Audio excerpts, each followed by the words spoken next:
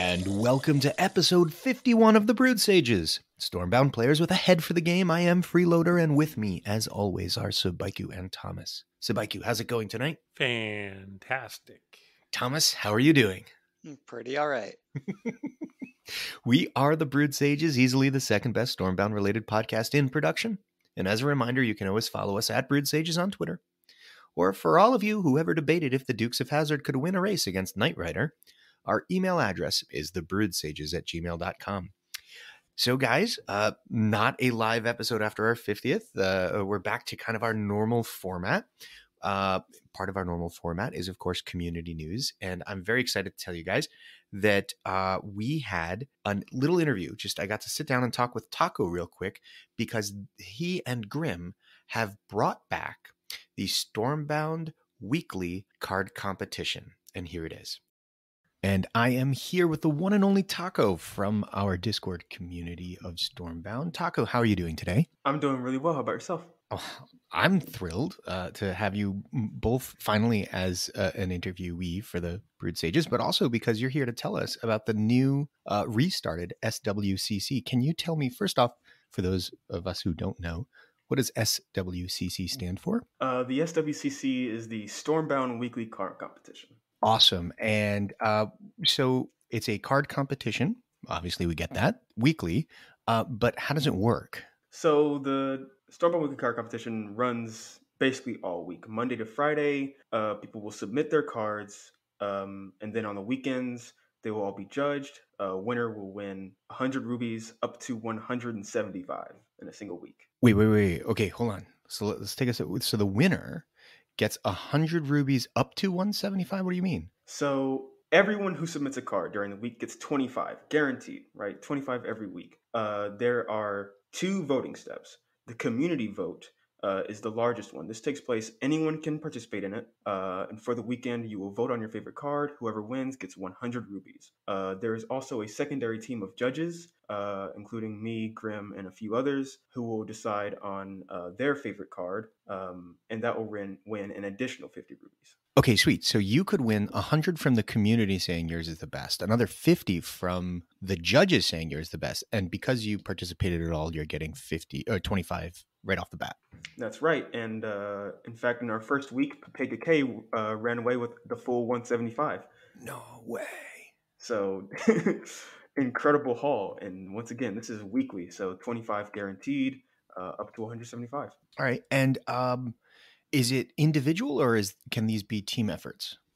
It is an individual competition, which, I mean, in some ways might be better because you and anyone you would have teamed up with both get at least 25. But yes, unfortunately, we can't split the 100 pot with several people. It is solo. Yeah, that makes sense, I guess. All right. And so it goes Monday through Friday. The submission has to be in by Friday. Is that correct?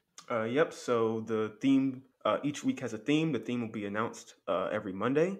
From then you'll have 5 days, so about 120 hours to submit your card. That goes just about till Friday at midnight. And then after that, the entire weekend will be voting. Hot dang. All right.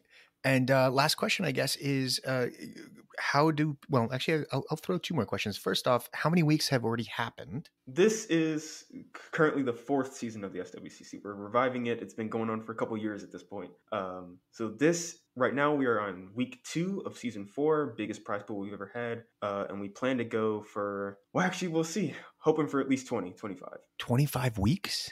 Wow. Okay. And the last question, if somebody wanted to participate, what is the process for signing up for a week? So there's really just one form that's important. You can find it in the SWCC channel under Stormbound Contest in the main Discord. There is a single line that says submit your card here. All you have to do is make a card. There is a card builder on the Stormbound Kitty website, and you will submit your Stormbound ID so we can give you the rubies, your Discord name, and your card, and that's all you need. Just a link to your card, and you're good for the week. Hot dang. All right. And I know there's only been 2 weeks so far, but what has been your personal favorite new card suggestion submitted so far? This is a bit of a difficult question. We ask the hard-hitting questions here at the Brood Sages. So far, my favorite was the winner of last week, Runic Slayers from Pepega K. Basically, it was a card where it has a passive effect of whenever a unit attacks another one, it drains strength from both of those units. And this could even include itself. So you can put this down somewhere, and then you send like a gifted recruits into something, and it'll drain 2 strength from your gifted and whatever it's attacking. And this can happen over and over. It's just like chaos all over the board. It's fun. It's fun, is what it is. Ooh, that is crazy. All right. Well, cool. Thank you so much. Best of luck running the competition. I'm assuming you can't also play in it, right? No, as a host, it would be a bit unfair if I Hey just. guys, I like my card the best. Yeah. Me and Grim are co-hosts, and real quick, just shout out to Grim for making this entire thing possible, doing the negotiations with Brizoza, getting the 175 prize pool, That's pretty awesome. running it while I was away as well. Thank you, Grim. Well, thanks to both of you for reviving what was before a pretty popular weekly event. So looking forward to maybe participating myself a couple of times. And who knows, maybe one day Thomas will even know the rules. All right. Thank you for stopping by, Taco. Thank you for having me. Have a great day. So pretty cool, right? Every week, if you want to join in, you can join in for that week. You pitch some idea, no matter how crazy it is, they give you at least 25 rubies. Maybe you get more. Sounds pretty sweet, no? Pretty sweet. Not for me. I don't have good ideas, but for all of you that do, or at least think that you do, definitely worth joining. I love the idea that people are at least pushing. I've always wanted cards with aura effects that are just kind of always on like that. So I think that's a really neat idea. Moving from there, we just finished the Race to the Heroes League. So good luck to everyone who maybe the Wheel of Fortune is kind to you this round. And Thomas, do you want to tell us about Toad Games? Now that it's on the weekends, I can definitely talk about it this time because I actually joined it. No Um, way! I did, and it only took like 15 to 20 minutes for the 4 games that I played, and so it's much more convenient now that it's on the weekend. So Toad Games Friday through Sunday, and you just go over to the Toad Games tournament on the Discord channel. Sign up right there by putting your ID in, and then over the course of the weekend, you literally just message somebody, ask them to play a couple games. You start with a fake 500 coins. For every loss, you lose 100. For every win, you gain 100. After the tournament is over, they'll tally up the total amount of losses and wins that you had against your opponents, and you get that amount of coins right into your account. And how did you do? You said you played 4 games. What were the I did. results? I 3 wins and a loss, so net total of Ooh. 800 coins for 20 minutes worth of work. Not too shabby. No, those are tech print numbers. He'd be proud. It's true. So yeah, join that, and because it's a completely 100% casual mode, you literally just message whoever you're going to play against to ask them what levels of decks they want to do, what mana you want to start with. You go crazy with it. Yeah, I've played some pretty nutty games as well. Yeah, and listen to Thomas's suggestion. Go crazy with it. The no units competition I did once has to be felines or nothing deck that I did with. Like, they're fun. All right, so that's all the community news that we have for this week. And part of I guess one of the main drivers for wanting to do this episode now is that we have a new card. And not only do we have a new card, but it's seeing play, a fair amount of play, I should say, both in competitive Diamond and Heroes League decks, but also in draft. Let's start off, Sabaiku, what is the card we're seeing? Yeah, the Orgone Leechers, the new card. You're starting to see people test it out, leveling it up to level 5, where it has 11 strength for 3 mana and 1 movement. It's pretty nuts. It's very strong for the mana cost. And the problem with the mana cost is, as we talked about last episode, before moving, it'll reduce your mana by 3. Not a big deal if you play it as the last card on your turn. You drain a bunch of mana that you weren't going to spend anyway because you probably only have 0, 1, 2 mana left.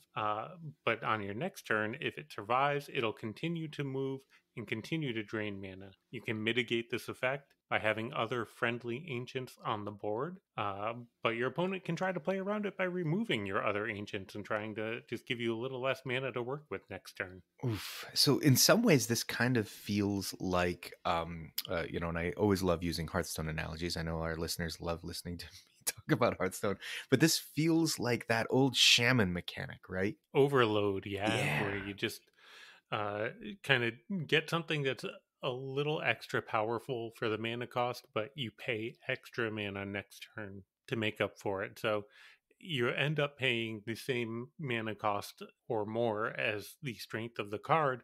Just you distribute that over 2 turns, and that makes it a little bit of an advantage. Not always an advantage. Right, but in this case, because it has movement, it draws away the extra 3 mana this turn if you don't play it as your last card. Yeah. So you have to be careful about when to play it. I know, Sabaiku, you said that you have some strong opinions on it. I kind of want to hear what those are first before I'll let Thomas respond. I have little opinion of it. I've seen it a couple of times, but that's about it. So Yeah, what do you I've got? seen it a couple times. You've seen on YouTube, people are starting to put out some videos. Mr. P93 is testing it out. Reckless Rush leveling it to 5 and testing it out. So Insane. it definitely fits into a rush deck, right? Like a heavy control deck does not want something that drains its mana. You're going to be left with a hand that's crazy bombers and siren and ulf, and you're going to have 4 mana to play with. Like that's not great. Um, but if you're slotting this into an Icicle Bear Shyvana kind of shell, you can definitely put some pressure on your opponent very quickly. It's very hard to deal with. So I do think it's a good card. Um, like I said, you can mitigate the mana reduction by having other ancients on the board. Lost Psyches and Erratic Neglects, you definitely want to have in a rush deck anyway. Bounded Demons, not so much. Fragmented Essence, it's okay. It's cheap. It's 6 strength for 2 mana, so it's pretty okay. But not a lot of rush decks were really playing Lawless Herd to begin with. You didn't mention Stoic. Not a lot of people are playing Stoic to begin with, also. But to be fair, Stoic is very good. Sure, no doubt. All right, so at the end of all of that, Sabaiku, give me a yay or nay. Are you going all in and leveling this puppy up right now, or are you going to wait? Well, I am not yet, and the reason why is a lot of these decks that seem to play it aren't playing another card that I think is just better. Like, what's your best case scenario for the Orgone Leechers? Your best case scenario is that you have a couple other ancients on board and you lose 1 mana when it moves next turn, right? Okay. You're playing it as the last card in your hand. You're putting it on your opponent's baseline. That's the ideal case, right? You're putting 11 on their base. You're pressuring the heck out of them. And then next turn, it survives a little bit. It moves. It reduces your mana by 1 because you have Lost Psyches and Erratic Neglect sitting on the board already. So you paid 4 mana for 11 strength. Does Winter already have a card that's 4 mana for 11 strength? It does actually. It does, and a lot of these decks are not running Mistwives, and I think that Mistwives is just better. The condition for Mistwives is that it has to be bordering another unit with 4 or more strength. That's pretty easy to deal with when your deck is all level 4 and 5. As long as you can get those green prototypes and erratic neglects up to 4, you're fine. You can combo Mistwives with pretty much anything. You're already putting it in an aggressive shell. You're already playing Giovanna. Okay. Why would you level this up and play this with a potential for a really big downside over Mistwives, which has no such potential and oftentimes costs you less mana? But I could play Orgone Leechers to open on 3 mana, and then I could wait 3 more turns to play Mistwives next turn. All right, so Thomas, what do you think then? All right. I think my assessment of it right away was pretty spot on to where I'm still currently thinking it is. It's basically Winter's version of Faithless Prophets. That said, I don't think I can play this in an aggressive deck. I think it's too glass cannony to work in an aggressive deck because that potential loss of 3 mana next turn reduces the chance that you can throw your runner in for lethal. So I'm not going to level this up, but the first thing that I am going to theory craft is a low mana cost control deck. Mm-hmm. This I've been able to start drafting with it today, and it felt perfectly fine. But I had plenty of chances to level it up, and I never did because I was getting a 3 mana fluffy bad boxers every single turn that I played it. So that felt great. But I didn't ever want to level it up because then it would have ended up being larger than the things that I was trading into. And then I would have started having those mana losses on the following turns. Oh dear. Yeah, for sure. So I do like it as a level 1 in draft. I think we've got it pegged at tier 2, and I think that's accurate. But yeah, so back over to ranked for it. I I'd be curious to try a little bit more control-y type deck. Uh, when we think of winter control, we always end up, thinking immediately over to the very extreme end of the spectrum of crazy bombers, so on and so forth. But there's nothing to say that you can't go with low mana cost control cards. Winter already has a bunch of them naturally, so I think that this could be a nice slot in when you're playing it as like the last card of your turn, and you don't need that much mana. It doesn't matter too much if you lose a little bit on your following turn. Hmm.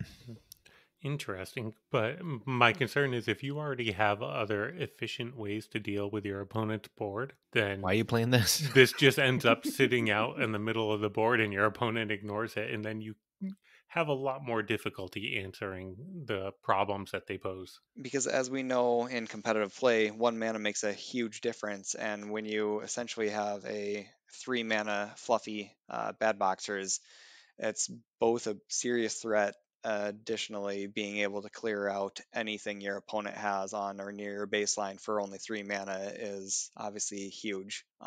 There's so many times where they're trying to tuck their Mistwives into the corner on your baseline in front of a gifted recruits, and for 5 mana, you get to do a full clear on them because you're going Yeah. to bring your gifted recruits forward and then use this thing to clear out the Mistwives.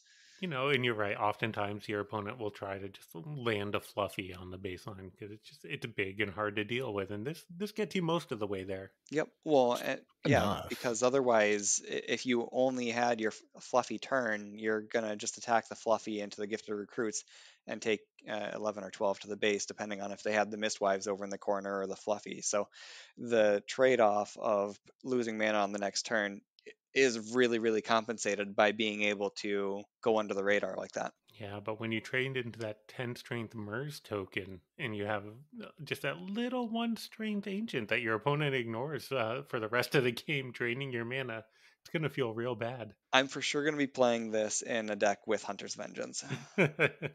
Try to remove it yourself. Yeah, That's a really exactly. good. You might even want to add minion launchers just to make sure. Ooh, good idea.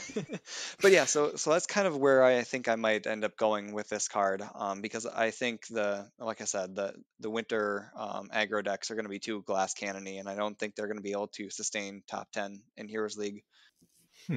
So it's interesting because you're solving my biggest concern with it because prior to you walking this through, I had thought like Sabaiku had, which was its best use case is by putting a big chunky beefy boy right on their baseline, and in that I'm thinking of it again like that shaman mechanic from Hearthstone, which I somehow managed to completely forget again and again and again. Overload. Overload.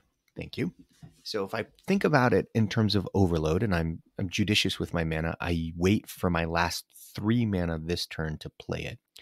And let's say best case, it actually gets to attack into base the following turn. I've now paid 6 mana over the course of 2 turns for an 11 strength. And when I compare that to what I should be able to get for a 6 strength, or I compare it to what I could get for a 5 strength in Fluffy, it just doesn't seem good. Like, it's nice that I can split it over 2 turns, but there doesn't seem to be a benefit. I don't want to actually just pay 6 mana for it, right? Like if it didn't have that drawback and it was just a 6 mana 11/1 ancient, I wouldn't want to play it at all.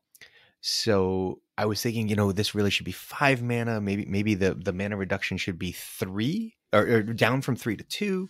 But you pose an interesting thing. What if I just kill it on my turn? Right? What if I only use it defensively to trade into big things? That had not occurred to me, in part because at 11 strength, it's just weird. To Sabeka's point, it's going to kill a lot of things and be like a 2 or 3 strength remnant, or a 1 strength, even better. Or it won't quite kill a Fluffy or some other things. So it's kind of in that no man's land. What are, the perfect trade doesn't exist on this? Most of the time, I don't think it will. Yeah. Correct.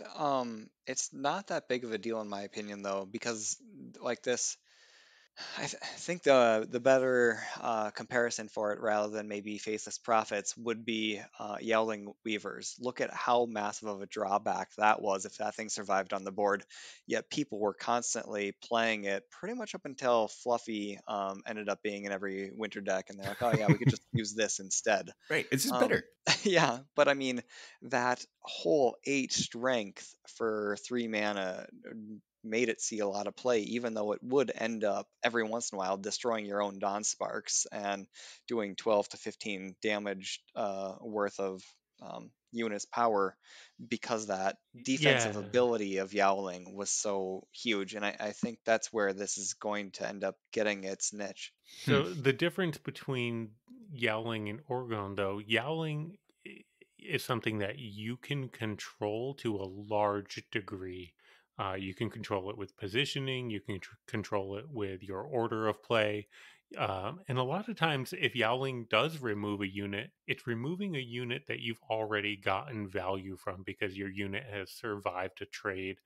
The work that you wanted it to do has been done already, so it's not as big of a drawback. With Orgone, like you're losing mana, and the only way to mitigate that is by putting other ancients on the board, and your opponent has the chance to counterplay that. They can remove the other ancients on their turn, and then you're left with Orgone moving at the start of your turn. You don't have a chance to respond. So I think that drawback is worse overall, unless, like you said, you can really get a clean trade out of it, or unless you're in a deck that can, efficiently clear the board and recover from it. Well, I mean, the one thing that I would say is, let's say I do just play it semi aggressively. Like, I only have front to the third row. So I play it on the third row, it moves to the fourth row. And I have several other ancients on the board. It takes a decent amount of mana to clear a board. Like, the ancients aren't small either, right? Like, if it's Lost Psyches, that's 7 strength. Like, that's normally one of your biggest units you're playing on a turn is going to clear that. So if I've got 2 or 3 on the board, that's probably my opponent's entire turn just playing defense and not actually getting anywhere, right? Meanwhile, my 11 strength now at the start of my turn gets to move onto your baseline. Yeah, I don't have as much mana, but so what? You wasted your entire last turn. You can't play Hunter's Vengeance. Everything that's on my board is an ancient. So there's no like clean and easy way to clear a board of ancients, is there? No, that's fair. That's a really good point. And there is certainly an advantage for making your opponent change their game plan to respond to the problems that you have posed. It's just usually a control deck isn't the one posing the problems like that. That's what a rush deck wants to do. Well, that's fair until you drop a Lady Rhyme. Like, that's the thing is, I would if the deck that Thomas is describing, I'm still playing Lady Rhyme. So what do I? Well, sure, that's fine when you get up into double digit mana, but Right. Yeah. when you've dropped the Orgone on the board on 7 or 8, and then you lose 3, you don't even play Lady Rhyme after that. That's true. It's such an interesting card. It is, it really is, and not having packed it yet, I am excited to play with it. I will definitely start to level it up. So, Thomas, do you think that people don't play Faithless Prophets enough? I've seen more Yowling Weavers over the last 6 months than I've seen Faithless Prophets by a long shot. Yes, I don't think it sees as much play as it probably should. It's especially when these heavy winter control decks start seeing a lot of play. I immediately go to a Shadowfen deck with it in the deck. It feels great to be able to essentially have your MERS immediately just start at 10 strength. You immediately get your MERS token, like the same turn that you play MERS. If you were to play Faithless Prophets into your opponent's Massive Fluffy or Twilight or the other 10 million fat-bodied cards that they have. Hmm. And there's no downside to it in those situations. Correct. When you get a full trade, it's all profit for you. All profit, baby. But even when you don't, like, unless you're going up against Shadowfen, right? It's terrible into Shadowfen because of rain and toad spam. But it's really hard for anyone else to put less than 5 health into it. At which point you're probably just going to throw an Azure into it and call it a day again. Exactly. I don't know. What do you think, Sabaiku? We all seem to think there's perhaps a niche for Orgone here or there, but Faithless sees no play. Like, I don't want to say no play, but such a small No, amount. definitely not no play. I do see it in a decent number of Shadowfen opponents. I do think it's getting more and more. Faithless is just hard to use. Like Orgone is relatively straightforward. Like play it last on your turn, play it aggressively, or clear something with it.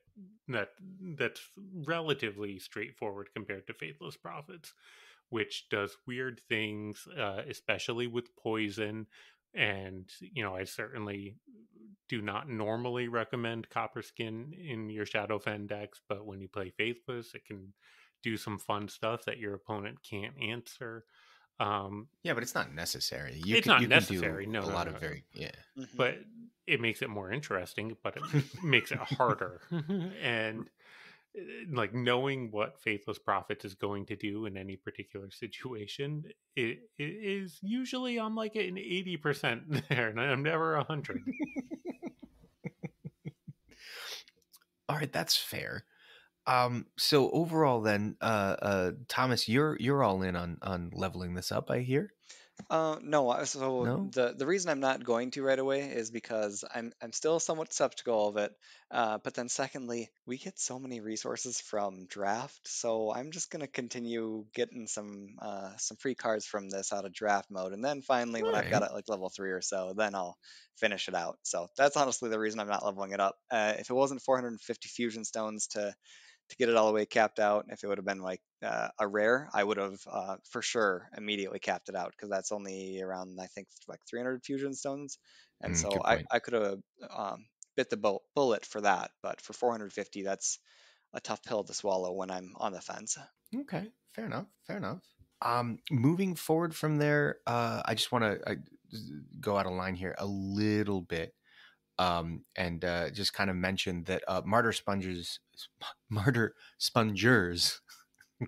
are coming up. Do we have any? Do we want to make any predictions? There's not much to talk about yet with it, but do we want to make any predictions on whether or not it's going to see play?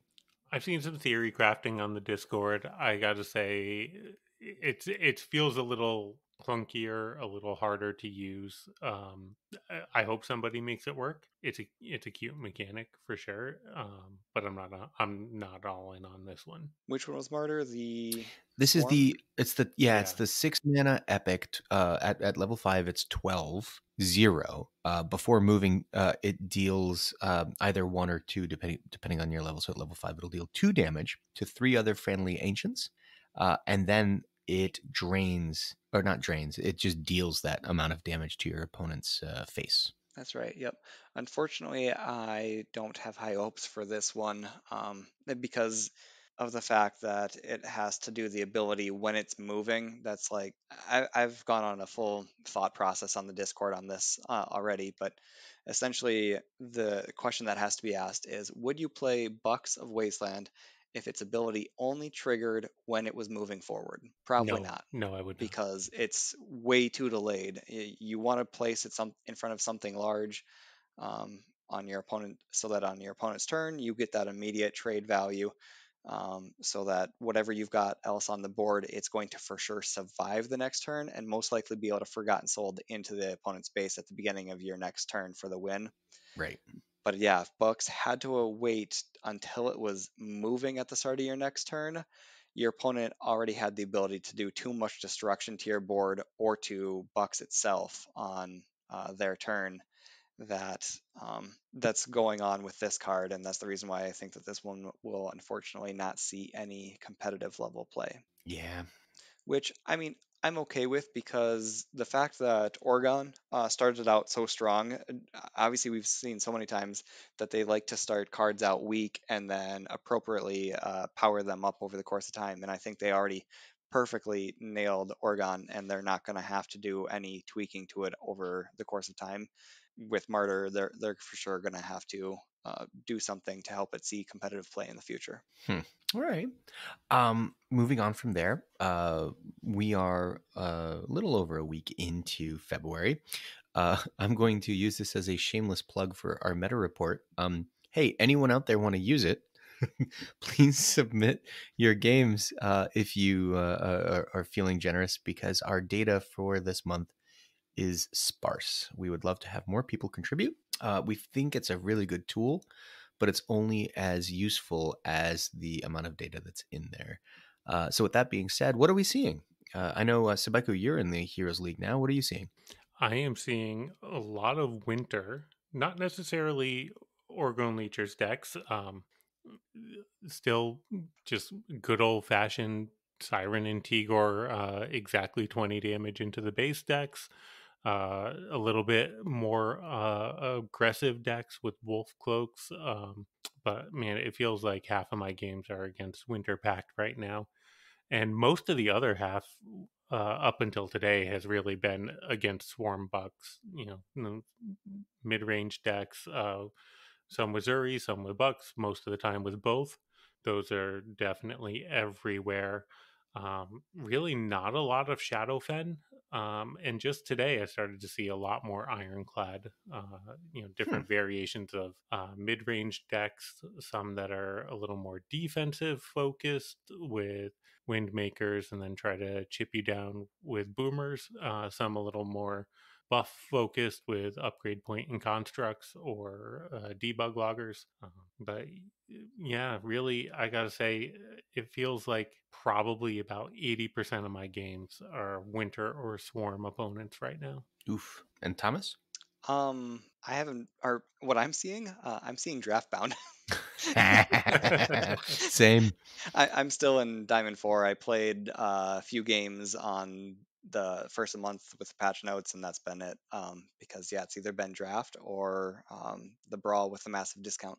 Yeah, I did exactly the same thing. I played the Warrior Brawl to 125 crowns. I've been jamming as much draft bound as I can. I think I just drafted my 7th deck. I'm trying to find Orgone Leechers literally to test it out in draft mode. I finally just got it right as we were waiting to start this podcast. So I'll let you know how that works out, but I don't know much about ladder. All right, well, with that in mind, then why don't we move on to something we haven't done in a little while, and that is a deck detective. Rodav's top 10 Ironclad deck from January, this past month, which is very similar actually to Stony J's Heroes League winning deck from back in December.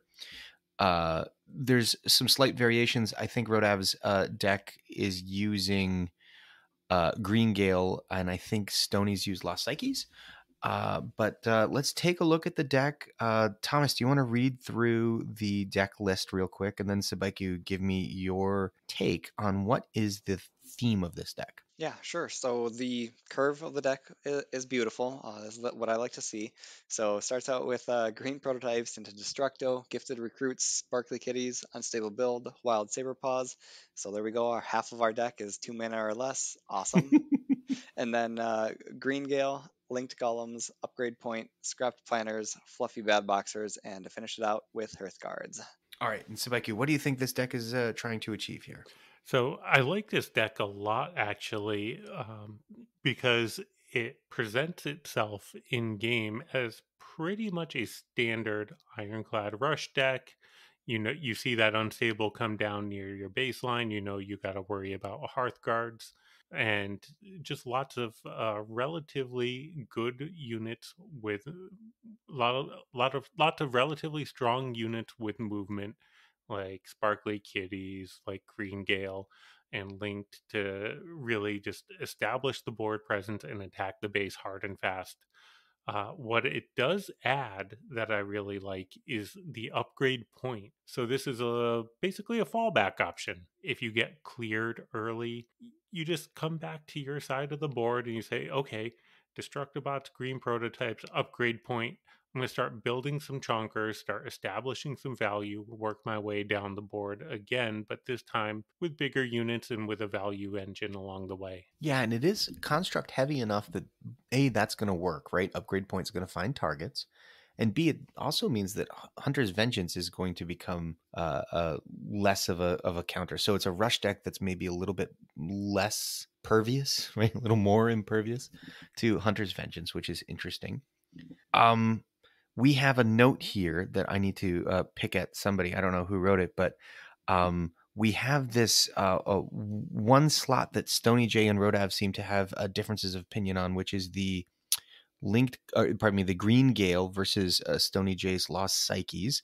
There's other options listed here, trekking as another option. Nobody mentioned Function Wilds, and I'm just confused why Function Wilds isn't being proposed as a drop-in 3-mana card for that slot. But no, in seriousness, so core cards to this deck, where are we with that? I mean, I think it has to be Green Gale, Scrapped, Unstable, Hearthguards, right? Well, unstable Hearthguards, definitely.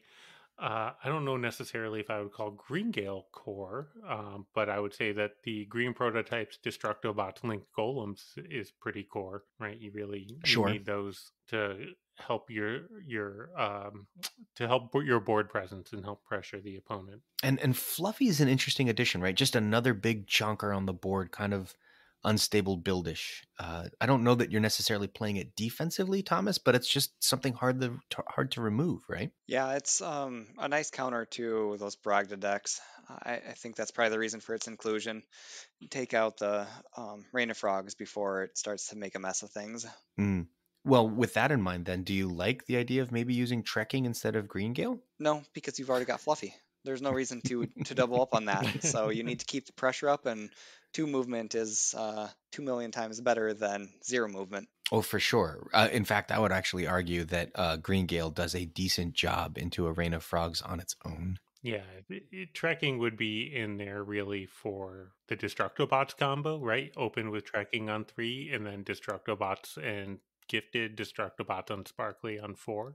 And you're thrilled with the damage that you have done to your opponent's board, and it makes it really hard for them to recover. Lost Psyches instead of Green Gale is certainly a very good choice. A little bit of a bigger body, sacrifice the movement for it.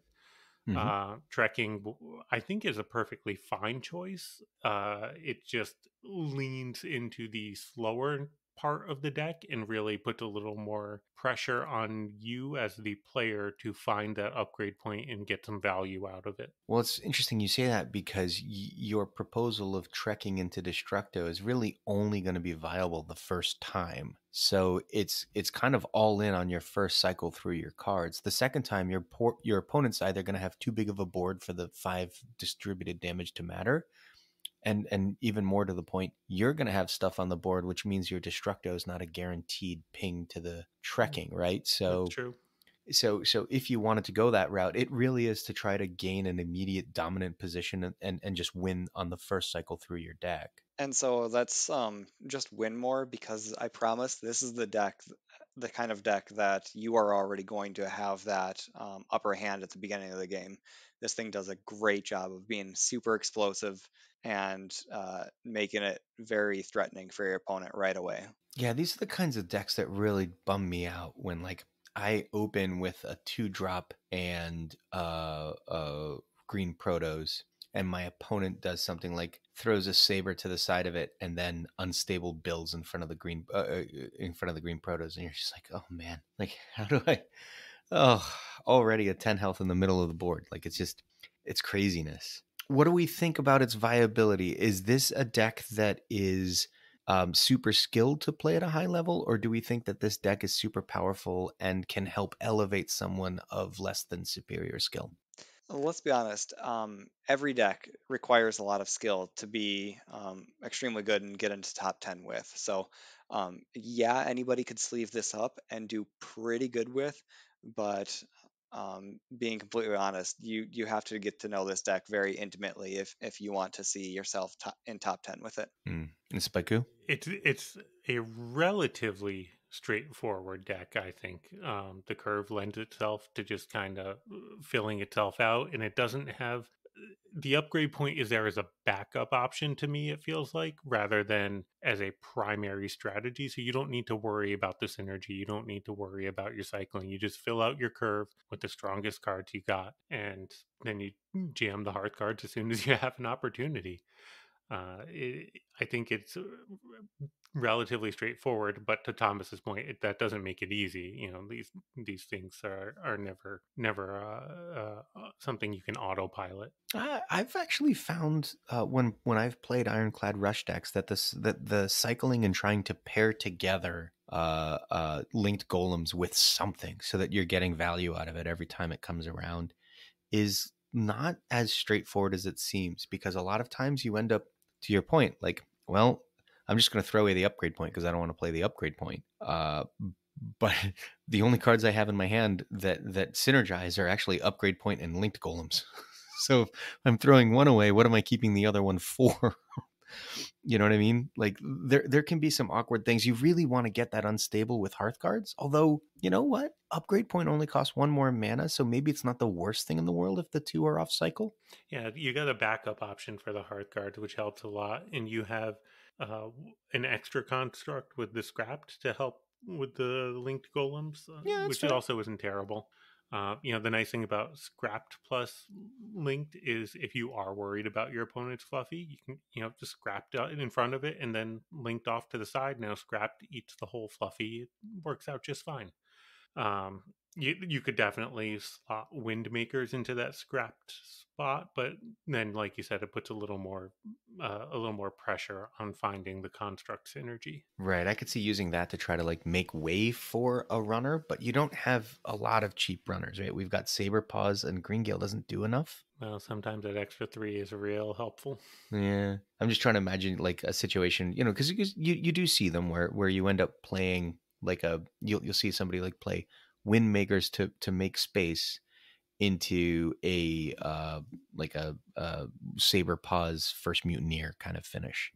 Yeah, well, the nice thing about wind makers is that it makes it a little bit easier for you to throw in, say, hearth guards when you have an opportunity, even if it isn't lethal, because the Windmaker's going to let you come right back down the board. Yeah, that's fair too, right? Especially if you have like Windmakers or Saber Paws into Windmakers so that you can clear a bunch of stuff off the board too while you're doing it. All right. Overall, either of you guys thinking of trying this deck out this month? I might as well. It's right in front of me. All right. Sounds like it's a challenge. Now you All got right, to yeah. do better than number 1 with it. I doubt that. Well, if nothing else, how about tell us how quickly you can get from Diamond 4 to Heroes League with it so that There we we have some go. idea. I can do that. Yeah, Well, okay. I've got another deck that I've been tweaking around with, and I wanted to try that one. But so maybe next month for this one. Does that one have Orgone? It does not. It's Oh, man. got my new card that I'm really high on. Function Or- Wilds. Sorry, it's not new. Dang it. All right. Well, you'll have to tell us about it after you're ready to do the big reveal. So that's going to end the main portion of this episode, which means it's time for me to remind you to contact us, preferably in our channel on the Stormbound Discord server. You can always do it on Twitter at BroodSages, and you can email us at thebroodsages@gmail.com. This week we have heard from the inventor of the moon. By the way, still love your work. I'm sorry I missed this. Congrats on the achievement, guys. Love the final audio at the end. You really are the most precious jewel of the community. I don't know about that, but thank you. That's going to do it for this episode. For Subaiku and Thomas, I am Freeloader. We are the Brood Sages reminding you to stay hydrated.